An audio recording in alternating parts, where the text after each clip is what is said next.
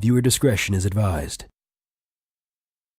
Welcome to Untitled. This is our internet show. Today we're going to be talking about the history of the internet and how the internet works. Yeah, this is going to be a part one of a two-part video, just to kind of split the research up because there's a lot of information on the subject and we don't want to miss anything. Yeah.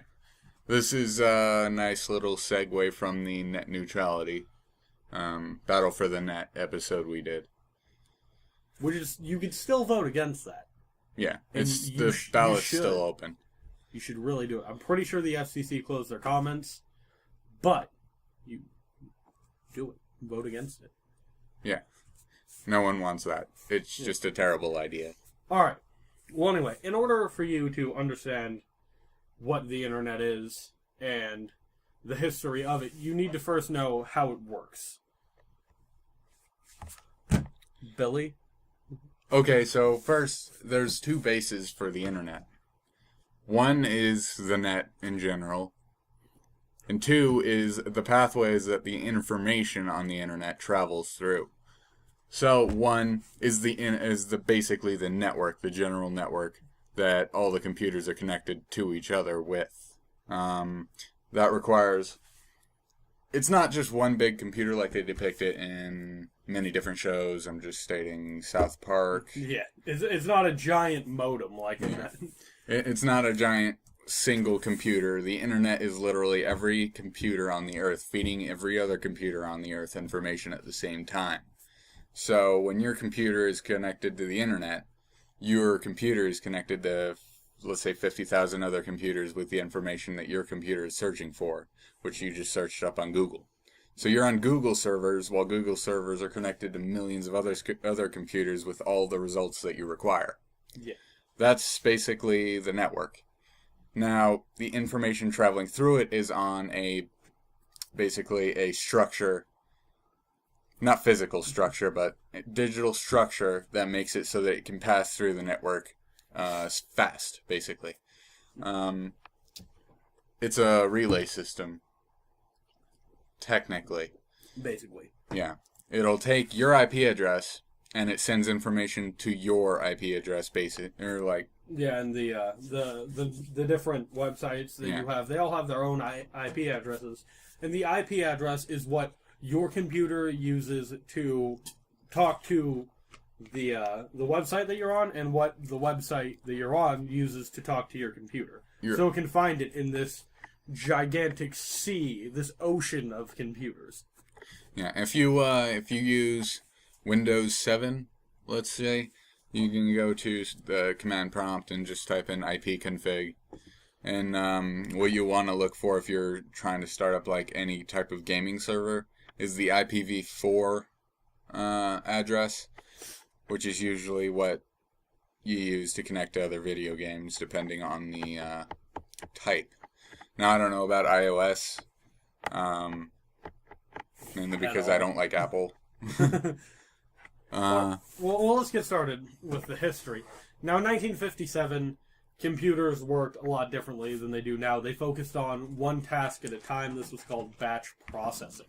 That still happens. You can do it. You can create one by going to your desktop, create a text document. Requires a little bit of coding knowledge unless you want to go online and copy and paste. But they have some pretty cool stuff that you can do with that. There's a code that makes it so that it plays the entire movie of Star Wars: The Revenge of the Sith, or not Revenge of the Sith, Empire Strikes Back, in all batch in the command prompt. I've done that. It's pretty fun. Oh yeah. So anyway, these computers were extremely massive. Your computer today, it has fans and different stuff, heat sinks to cool it down, but these computers had to stay in pretty much a huge room. And they were cooled through the room, through like an AC unit. Now, this was not an effective way of doing things because you couldn't work on the computer. Well, you couldn't go in that room. You couldn't work directly with the computer. And programming involved a lot of manual work, a lot of people, going to the computer that talks to the mainframe computer. And it would just be a lot of people writing stuff on paper and people going and typing it into the computers. And this was really inefficient. And since it relied on humans who make mistakes all the time, it also made bugs just everywhere, and there was no way of getting around it. So, this was, that batch processing was before core processing, which is what we use now. Yes. Modern version of multi-data rendering. Yeah. All right. So anyway, in 1957 things changed because there was an invention of a thing called time sharing. And basically what time sharing was, it was a way to use the processing power of one computer, but be able to use that computer's processing power between multiple users. So that you could interact with the computer better, and it wasn't just one person at a time. It made everything so much simpler. Now, in 1958, DARPA was formed, the Defense Advanced Research Project Agency. I hate the name of that. Well, it was founded, and they had the idea of one computer network of basically just computers hooked to each other. And what they were hoping it would do, it would speed up knowledge transfer, because at the time it was done via radio and person to person. It was really slow.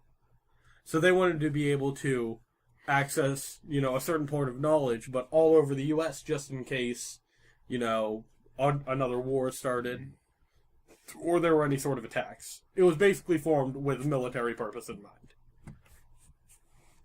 Yeah. Now that's kind of one thing I hate about the internet. It was formed for military use. By the way, that was called the APRANET. APRA. First word they sent over the internet, if you watch Vsauce, was law. Or log. Or, wait, was it? I don't know. It was, login. They were trying to say login, but they spelled low. Because it crashed as soon as they hit G. Now, Rand Corp, which was a different corporation, had the same idea in mind, but completely for the military. Now, the defense, or DARPA, they didn't want it only to be military, but that was their original intention. But Rand did it specifically for the military. And NPL was a group based in England, the National Physical Lab, and they did the same thing, but for commercial use. And then there was Cyclades, which was a network that was made for French scientific research in a research center that I can't pronounce. Well, And I didn't write it down because there was no hope of me even beginning to say that. But basically, these four things created by DARPA, Rand Corp, NPL, and Cyclades, they were the foundation for modern internet. So the ARPANET was the most famous of the four, and it began development in it began real development in 1966. They had the idea in 58, but this is when they actually instated it and got things rolling. And lost my train of thought. But universities were cautious of sharing their computers with different people for many reasons, but mostly just privacy issues. That's why the Copyright Act was... Well, so... Not main reason, but copyright was a big part of it. Now, they still had the problem of how to access the mainframe directly, so that they could actually work on it. So they had one computer that was put in front of the mainframe connected to it, and this was called the IMP, or the Interface Message Processor. And these computers solely focused on network activity. They handled and sorted all the different things that were going through the network at the time. If you didn't understand that in simpler terms, it would be basically a traffic light officer. Yeah. Now, the mainframe was in charge of program initializing and storing the data files. But the IMP was the interface for the mainframe.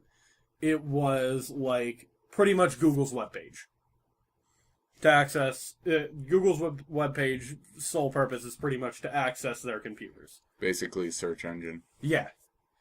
So now this made it so that they could work on the mainframes directly, as well as a better way to handle network activity. Oh, there's way too much stuff here. All right, so they had networks full of these computers, and it was called the IMP subnet. And the NPC, or I can't remember what that stands for. Non-person No. computer? No person CP? Nah.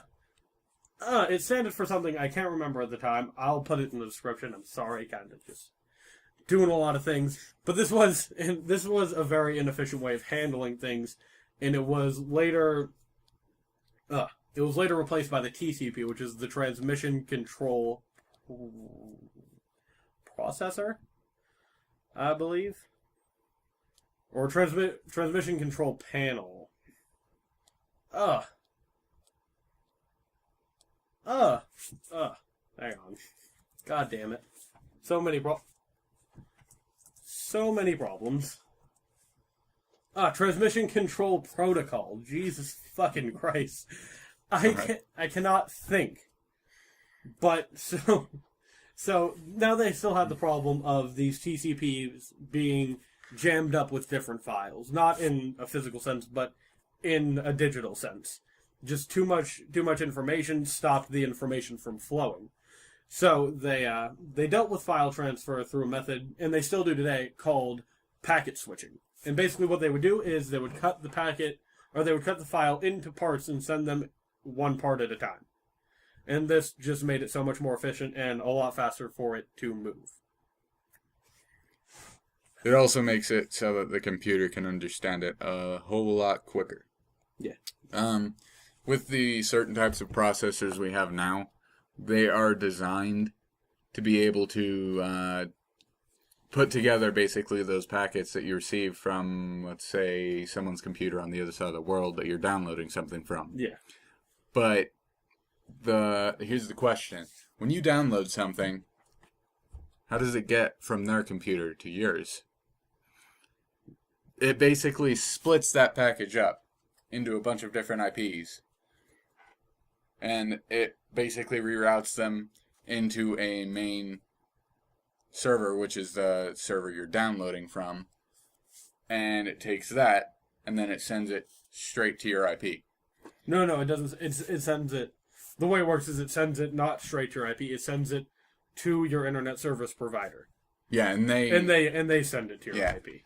Yeah, but they have a secondary IP on your modem, which is what your modem uses to enter the internet. Yeah, and to contact your internet service provider. Yes, and when your laptop or desktop or whatever uses it, your IP is put into it as a sub-connection.